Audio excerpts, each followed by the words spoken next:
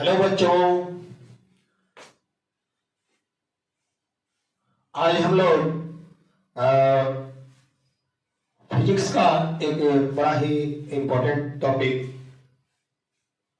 जो कि formation of image through plane mirror के बारे में पढ़ेंगे। जैसा कि हमने पिछले वीडियो में हमने कहा था कि नेक्स्ट क्लास में हम लोग प्लेन मिरर के बारे में डिटेल से डिस्कस करेंगे। तो आज हम देखते हैं प्लेन मिरर के बारे में कि कैसे इमेज बनते हैं और इमेज का नेचर क्या होता है, उसको डिटेल से जानते हैं। चलिए शुरू करते हैं आज का वीडियो। सबसे पहले हम लोग डिस्कस करते हैं मिरर के बारे में। थोड़ा रिकेप हो जाए कि पीछे से हमारा लिंक जो है प्रीवियस नॉलेज से जुड़ जाए। तो इसके लिए हम स्टार्ट करते हैं कि पिछले दिन हम लोगों ने क्या किया था। ऑब्जेक्ट के बारे में बताया था कि ऑब्जेक्ट फिजिक्स के लाइट के टर्म में ऑब्जेक्ट उसी वस्तु को कहते हैं जिससे रिफ्लेक्शन के बाद लाइट्स हमारी आंख तक पहुंचती है। जो ऑब्जेक्ट ऐसे भी होते हैं जो खुद अपनी लाइट्स इमिट करते हैं, या जो दूसरे सोर्स से लाइट ऑब्जेक्ट पर रिफ्लेक्ट होने के बाद हमारी आंख पर या लेंस पर मिरर पर पड़े, तो एक उस तरह का। तो ऑब्जेक्ट का मतलब हुआ कि कोई भी वस्तु जिससे प्रकाश टकरा के आ रही है, रिफ्लेक्ट होके आ रही है। अब इमेज के बारे में जानते हैं कि इमेज के बारे में हम लोगों ने पिछले क्लास में पढ़ा था कि रिफ्लेक्शन के बाद जो किरणें जहां मिलती हैं, जब मिलती हैं रिफ्लेक्शन के बाद, तो उस मीटिंग पॉइंट को ही हमारा इमेज बनता है। और इमेज कहते हैं कि वस्तु से आ रही प्रकाश की किरणें मिरर से टकराने के बाद, रिफ्लेक्ट होने के बाद, जब एक दूसरे को काटती हैं, इंटरसेक्ट करती हैं, उस स्थान पर वस्तु का इमेज बनता है। तो इमेज की बात हुई थी। इमेज दो तरह से बनता है। एक तो कि जब एक्चुअली रिफ्लेक्शन के बाद एक्चुअल में रिफ्लेक्टेड रेज जहां एक दूसरे को कट कर रही हैं, इंटरसेक्ट कर रही हैं, ये केस होता है कन्वर्जिंग रिफ्लेक्शन में। रिफ्लेक्शन के बाद में रिफ्लेक्टेड रेज कन्वर्ज होती हैं, एक जगह आकर मिलती हैं, तब वहां रियल इमेज बनेगा। और जब डाइवर्ज होती हैं, रिफ्लेक्शन के बाद रेज डाइवर्ज हो जाती हैं, यानी कि और छितरा जाती हैं, उस केस में एक्चुअल में रेज मिलती नहीं है, वो और अपार्ट होते जाती हैं और ज्यादा डिस्टेंस उनके बीच का बढ़ते जाता है। तो उस केस में अपोजिट साइड में लगता है कि किरणें कहीं दूर से यहां डाइवर्ज हो रही हैं, और वो पॉइंट जहां से ये रेज डाइवर्ज होती हुई प्रतीत होती हैं, वह पॉइंट इमेज होता है। तो वो वर्चुअल इमेज कहलाता है। यहां प्लेन मिरर में कुछ ऐसी ही बात होगी। चलिए देखते हैं मिरर के बारे में कि मिरर क्या है। तो कोई भी स्मूथ सरफेस, चाहे वो मेटल का पॉलिश्ड सरफेस हो या आईना हो, दर्पण हो, ग्लास हो, वो सभी मिरर के कैटेगरी में आते हैं। हम लोग मिरर एज्यूम कर सकते हैं। स्पेशली मिरर जो होता है वो कांच का एक टुकड़ा होता है जिस पर कि उसके एक साइड से सिल्वर पेंट लगा दिया जाता है। सिल्वर का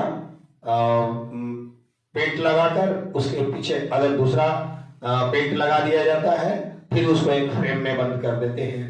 तो वो एक आईना जो जैसे घर में हम लोगों ने देखा है प्लेन मिरर, जिसमें हम अपना चेहरा देखते हैं, तो वो प्लेन मिरर होता है।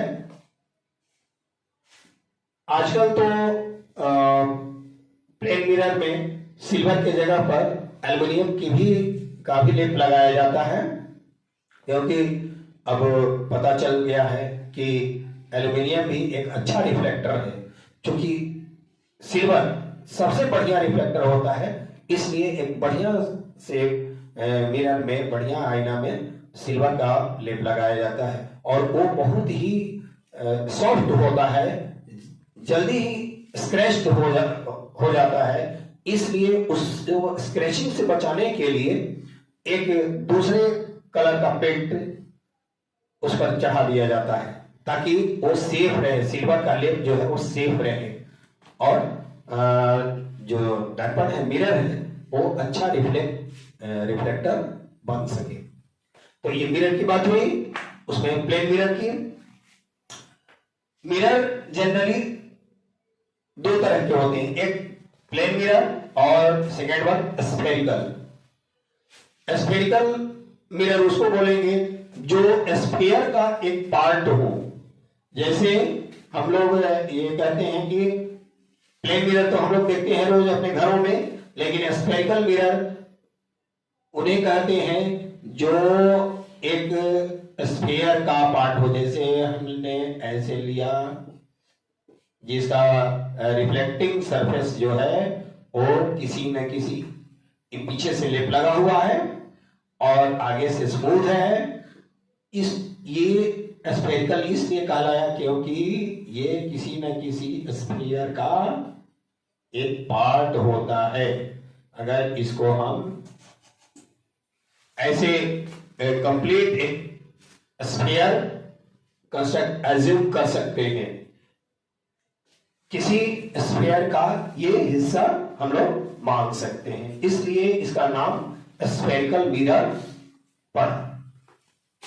अब बात आती है, स्फेरिकल मिरर भी दो तरह के होते हैं, एक कॉनकेव जैसा कि नाम है, केव मतलब गुफा, अंदर की ओर धंसा हुआ। जिस लेंस की, जिस मिरर की रिफ्लेक्टिंग सरफेस अंदर की ओर धंसी हुई होती है उन्हें कॉनकेव मिरर कहते हैं। जैसे अभी हमने बनाया था ये कॉनकेव मिरर हो गया, जिसकी परावर्तक सतह, परावर्तन करने वाली सतह जो है अंदर की ओर धंसी हुई होती है, वो कॉनकेव हुआ। और एक ऐसा मिरर जिसका वाटर पार्टिकल की वजह से, जैसा कि हम लोगों ने डिफ्यूज्ड रिफ्लेक्शन वाले टॉपिक में पढ़ा था, इसलिए ये इंक मार्क नहीं हो पा रहा है। एक यहां देख रहे हैं कि ये एक ऐसा मिरर है जिसमें इसका रिफ्लेक्टिंग सरफेस जो है वो उठा हुआ है। तो जिस मिरर की रिफ्लेक्टिंग सरफेस उठी हुई होती है उसको कॉन्वेक्स मिरर कहते हैं। ये भी चूंकि किसी स्फीयर का एक पार्ट होता है इसलिए इसको भी स्फेरिकल मिरर कहते हैं। और इसका रिफ्लेक्टिंग सरफेस जो स्मूथ सरफेस होता है वो उठा हुआ होता है, जबकि कॉनकेव में रिफ्लेक्टिंग सरफेस अंदर की ओर धंसा हुआ होता है। ये बात नहीं हो पा रहा है तो इसको समझ लीजिएगा, ये कॉनकेव मिरर और ये कॉन्वेक्स मिरर। तो इस तरह से हम मिरर को दो हिस्से में बांटे कि एक प्लेन मिरर और एक स्फेरिकल मिरर। स्फेरिकल मिरर भी दो तरह का, एक कॉनकेव मिरर और एक कन्वेक्स मिरर। अब हम लोग बात करेंगे इनके इमेजेस के बारे में। टाइप्स ऑफ मिरर हो गया। अब फॉर्मेशन ऑफ इमेज, इमेज कैसे फॉर्म होता है, इसके लिए हमने एक रे डायग्राम यहां बना दिया है। जरा इस पर ध्यान देंगे कि ये एक प्लेन मिरर है एक्स वाई।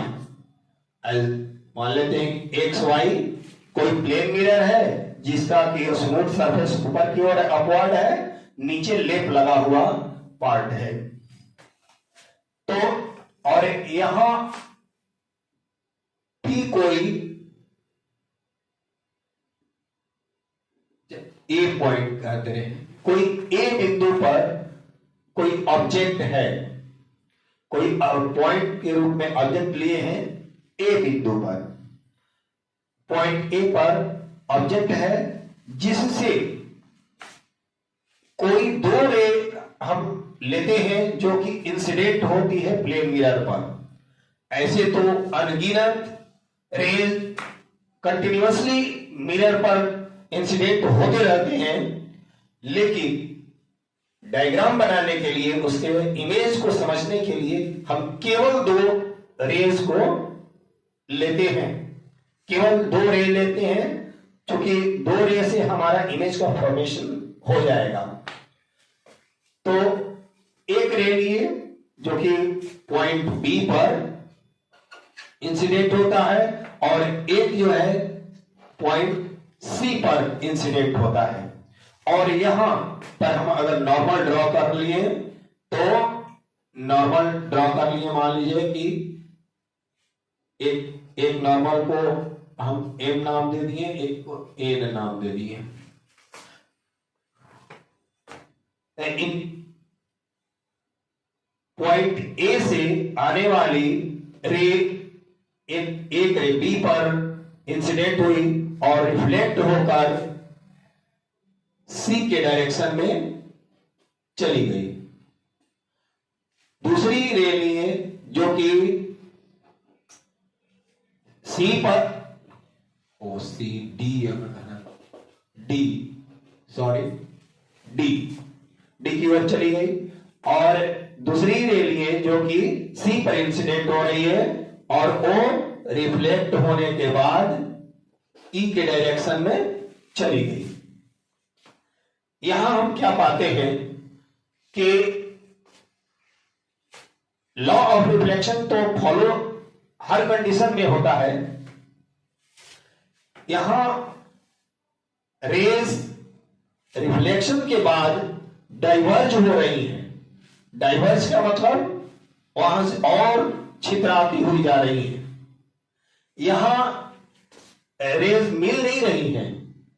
और हम लोग कंडीशन क्या पढ़े इमेज के लिए कि जब रिफ्लेक्शन के बाद रेज एक दूसरे को इंटरसेक्ट करती हैं वहां पर इमेज बनता है, लेकिन यहां तो डाइवर्ज होती जा रही है।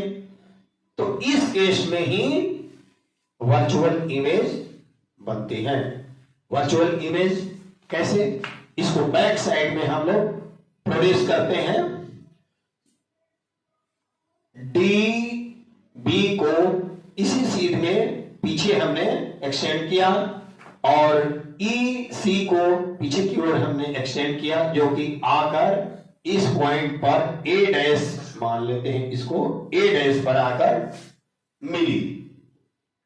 इसलिए अब ये क्या लगती है कि यहां से जो भी ऑब्जर्वर है, जो देख रहा है कि ये जो डाइवर्जिंग रेज जो है वो लग रहा है कि ए से नहीं आकर वो ए डैश से आ रही है, और ऑब्जेक्ट जो ए पर है उसको ए डैश पर देखती है। दरअसल ऑब्जेक्ट तो इधर है नहीं, ऑब्जेक्ट तो इधर है नहीं, कोई भी रे इधर आती नहीं है, लेकिन उसको इधर दिखेगा, ए डैश पर दिखेगा। उसका क्या कारण है?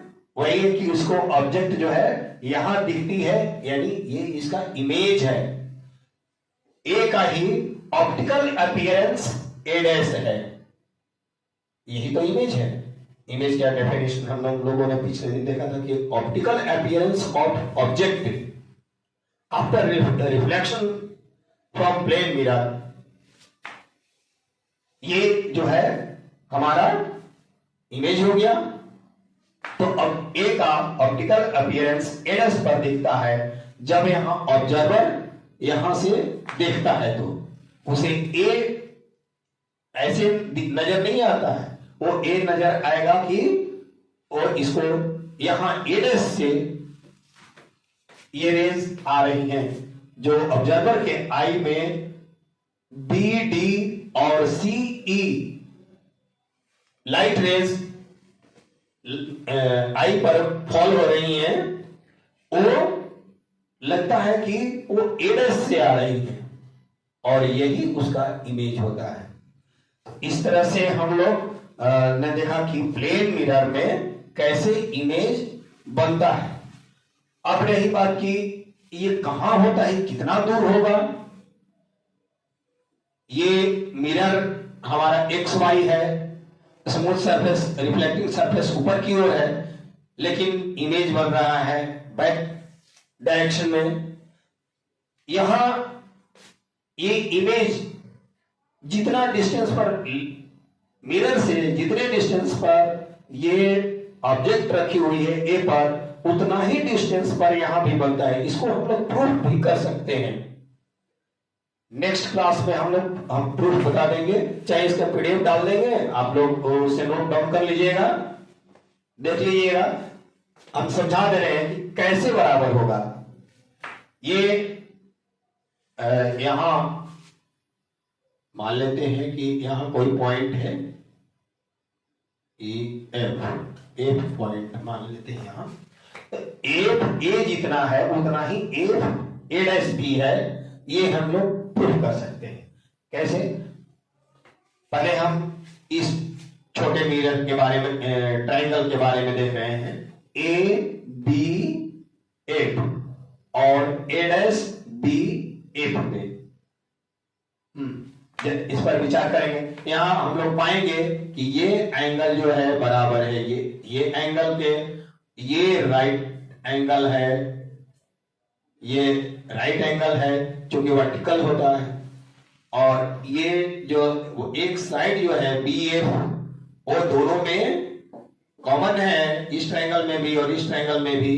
तो इस तरह से ए एस ए से दोनों ही ट्रायंगल कॉन्ग्रुएंट है, और कॉन्ग्रुएंट है तो और ये दोनों इसकी जो ये साइड है वो इक्वल होगी इस साइड के, और इस तरह से हम लोग प्रूव कर सकते हैं कि ये दोनों डिस्टेंस जो है वो इक्वल है। वैसे मैं इसका पीडीएफ हम डाल देंगे, आप लोग उसको देख लेंगे। आगे हम लोग पढ़ते हैं इसके नेचर के बारे में कि जो इस तरह से जो इमेज बनी एफ ए डैश, इसका क्या नेचर है। तो इसके कैरेक्टरिस्टिक के बारे में पढ़ते हुए देखते हैं। पहला पॉइंट है वर्चुअल इमेज। ये जो इमेज बनती है एफ ए का इमेज एफ ए डैश, ये वर्चुअल होता है। कैसे वर्चुअल? अभी हम लोगों ने डिस्कस किया कि ऑब्जेक्ट तो हमारा रखा हुआ है ए पर, और वहां से दो रेज मिरर पर इंसिडेंट हुई और रिफ्लेक्ट होकर डाइवर्ज हो गई। अब यहां इस साइड में ऑब्जर्वर देख रहा है यहां से, तो उसको ए नहीं दिखाई पड़ेगी, इधर नहीं दिखाई पड़ेगी। ये ऑब्जेक्ट जो है वो मिरर के अपोजिट साइड में, बैक साइड में ए डैश पर दिखेगी, क्योंकि यहां से हम इसको अगर प्रोड्यूस करते हैं तो ये यहां आकर मिलती हुई प्रतीत होती हैं। और हम लोगों ने बताया कि आभासी प्रतिबिंब यानी वर्चुअल इमेज का बनता है कि जब डाइवर्जिंग रेज जहां से डाइवर्ज होती हुई प्रतीत होती हैं, जहां लगता है कि वहां कट रही हैं, तो उसको हम लोग वर्चुअल इमेज बोलते हैं। तो ये इमेज वर्चुअल है। वास्तव में ऑब्जेक्ट तो है अपवर्ड डायरेक्शन में, और उसका हमको दिखाई पड़ रहा है बैकवर्ड डायरेक्शन में, पीछे की ओर, इसलिए ये वर्चुअल है। दूसरा नेचर क्या है? इरेक्ट। ये बिल्कुल सीधा होता है। जैसे आप मिरर के सामने खड़े होते हैं, अपने घर में आईने के सामने खड़े होते हैं, तो वहां हमारा जो इमेज बनता है दर्पण में, मिरर में अंदर की ओर, पीछे की ओर दिखता है, और जैसे हम खड़े हैं उसी तरह खड़ा हमारा इमेज भी दिखता है, हमारा फेस भी दिखता है। तो ये स्पष्ट होता है कि प्लेन मिरर से इरेक्ट इमेज बनता है, सीधा इमेज बनता है। जिस तरह का इमेज जैसे खड़ा रहेगा अपवर्ड और इधर भी वैसे अपवर्ड ही बनेगा। अगला कैरेक्टरिस्टिक है इक्विडिस्टेंट बिहाइंड मिरर। जितना दूर आप मिरर से जितना दूर खड़े रहेंगे, आपका इमेज भी मिरर के बैक साइड में उतनी ही दूरी पर बनता है, न कम न ज्यादा। अगर मान लेते हैं कि सामने मिरर है और हम खड़े हैं, अगर आगे की तरफ बढ़ते हैं तो हमारा मिरर भी उधर से इमेज भी उधर से नजदीक आते जाता है, और जैसे जैसे दूर होते हैं वैसे वैसे हमारा इमेज भी दर्पण के अंदर, मिरर के भीतर और दूर होते जाता है। उसके पीछे लगता है कि और दूर होते जा रहा है। तो इस तरह से ये भी कैरेक्टरिस्टिक है कि equidistant behind the mirror, mirror के पीछे बराबर दूरी पर होता है। और चौथा कैरेक्टरिस्टिक है लेटरल इनवर्स, लेटरली इनवर्स। ये क्या होता है? लेटरली, लेटरली मतलब साइड से, पार्श्व। ये लेटरली इनवर्स होते हैं, उल्टा होते हैं। अगर हम मिरर के सामने खड़े हों और मिरर के सामने खड़े होकर अपने बाएं हाथ को अगर उठाते हैं तो देखेंगे कि मिरर में जो हमारा इमेज है वो अपना दाहिना हाथ उठाया है।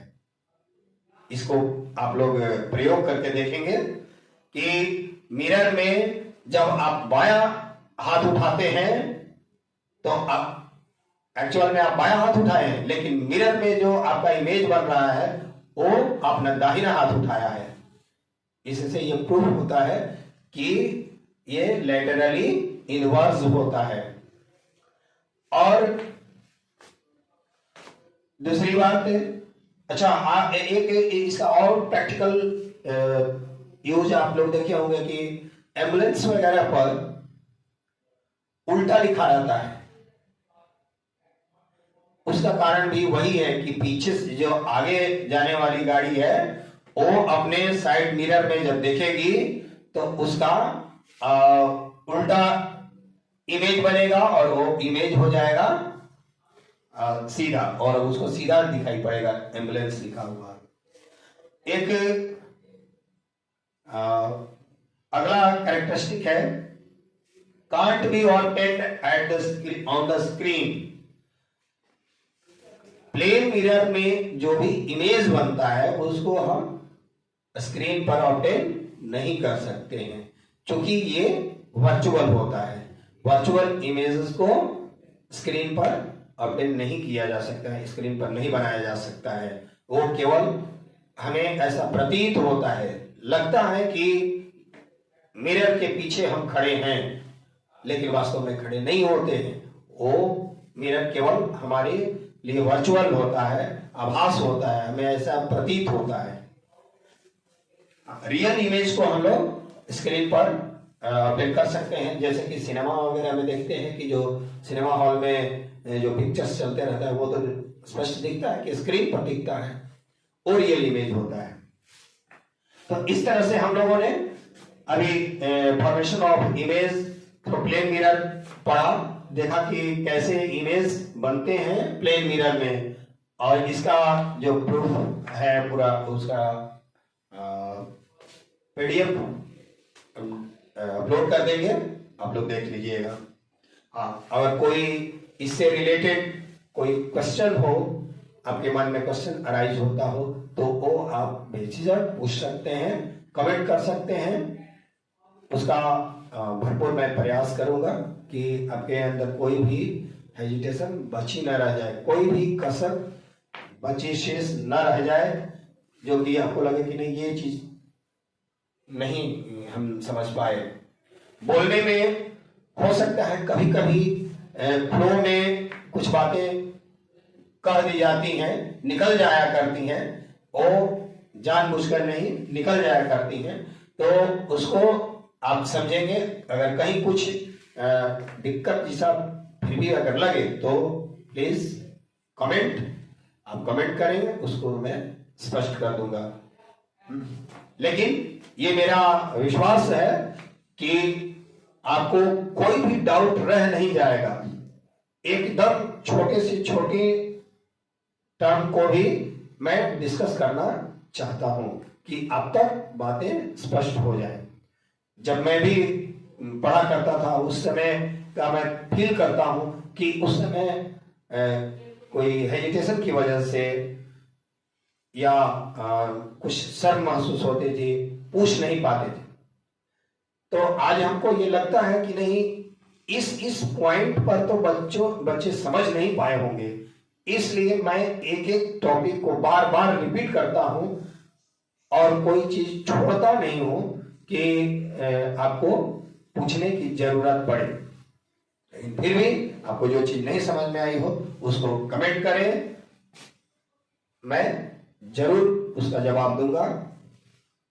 चलिए नेक्स्ट क्लास में आगे मिलेंगे हम लोग, तब तक के लिए धन्यवाद।